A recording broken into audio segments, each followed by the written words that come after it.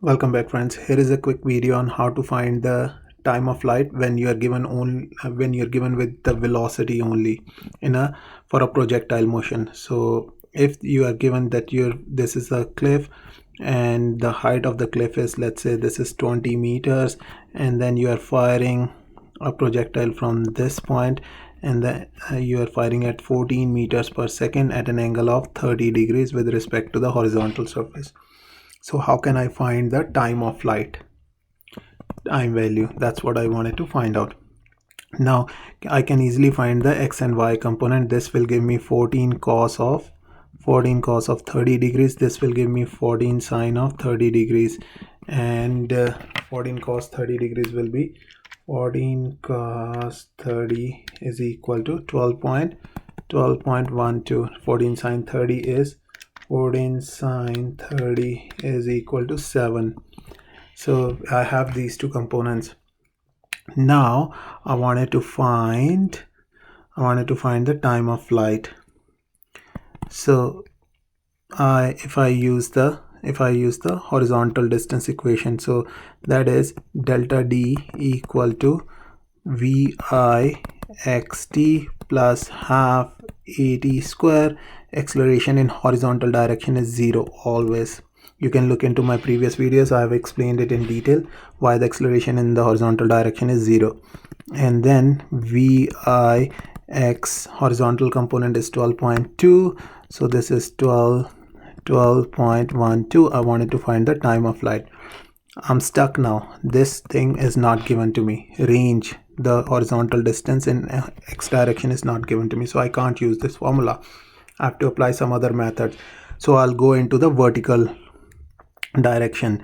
So in vertical direction, delta dy is equal to, again, viy t plus half, it will change to gt square.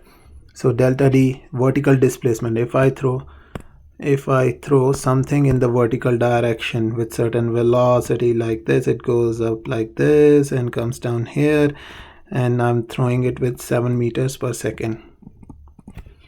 And if I've thrown it with 7 meters per second, and the net displacement is 20 meters, which is equal to 7 times time which I wanted to find plus half times negative 9.81 t square. Now I need to know the quadratic for this. Will become 7t plus 4 negative 4.905 t square equal to 20. I need to know the quadratic formula if I wanted to solve this equation, but some of us have no idea of what is quadratic equation. So no problem, we can still solve this question. I have to find a bypass way. So what do I mean by bypass way is I can find some other components and can still solve it. So again, going back to the basics, vi is 7 meters per second. Delta d displacement is, this is negative 20 because it's in the downward direction, and g value is negative 9.9.81, and I wanted to find delta t. I wanted to find this value. 3 things are given to me. I wanted to find the 4th thing, so I used this formula. But rather than using time, I can also find the velocity final. So velocity final value, let's say if I wanted to find the velocity final, how can I find this value?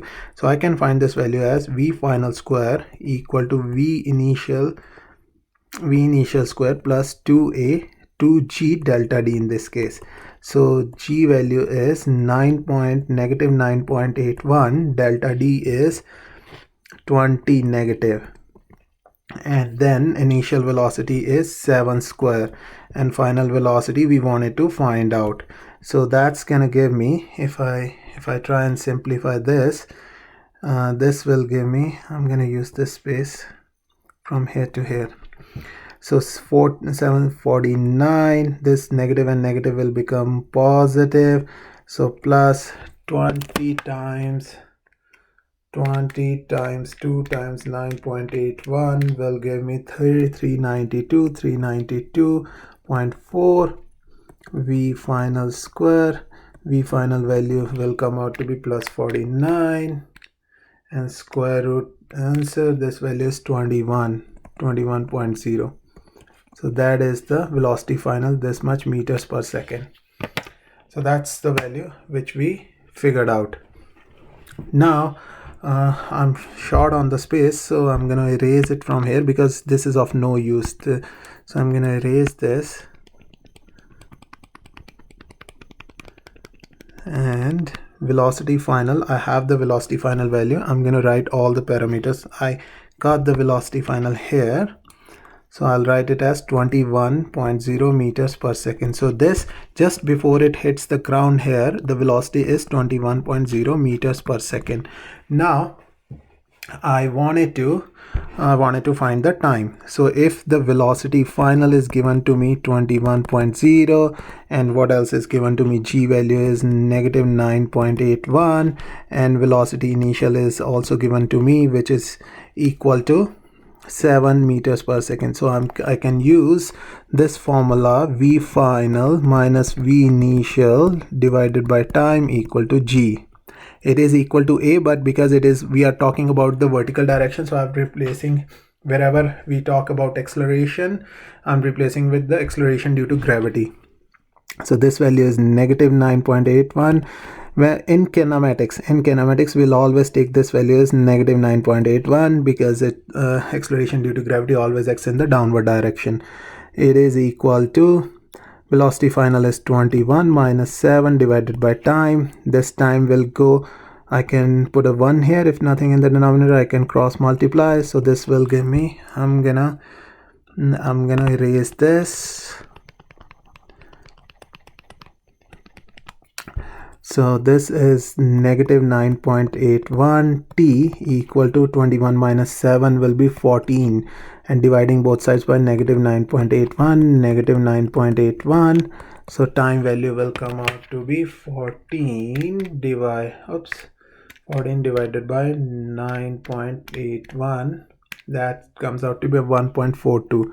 Time value is so 1.42. so this value comes out to be negative. So if I look into this question, I can put it this way, that time cannot be negative because it's a scalar quantity, or what I can do is, because I was trying to be a little quick, I made a mistake. I should have used this sign. I'm going to change the color so that you can see. So this value is in the downward direction. This is negative, whereas velocity initial is upward. Velocity final is downward. So this value is negative, and this is negative, and this is positive. So that's why this came out to be negative, and I can cancel this negative. That time value comes out to be positive value. Time equal to 1.42 seconds. And here also, when I square rooted this value, so this should have been plus minus, and we should have taken velocity. So when you square root something, so velocity final square was equal to something here, something, let's say x, but when I took this square on the other side, we square rooted it, and we always put a plus minus. So it can be either a positive value or a negative value, but we only consider the negative value. That's why I've used this positive and negative here. But I'm only considering the negative value because I can see that this velocity is acting in the downward direction. So hopefully you are able to learn how can we find the time when only displacement and initial velocity are given to you, and then that time you can use to find the horizontal displacement also, or the range. You can use that time towards this horizontal displacement. Okay, and I will do it quickly also, that portion here. So if I wanted to find the range will be delta D equal to VIXT. So this is equal to, horizontal component of the velocity was 12.12 times 1.42.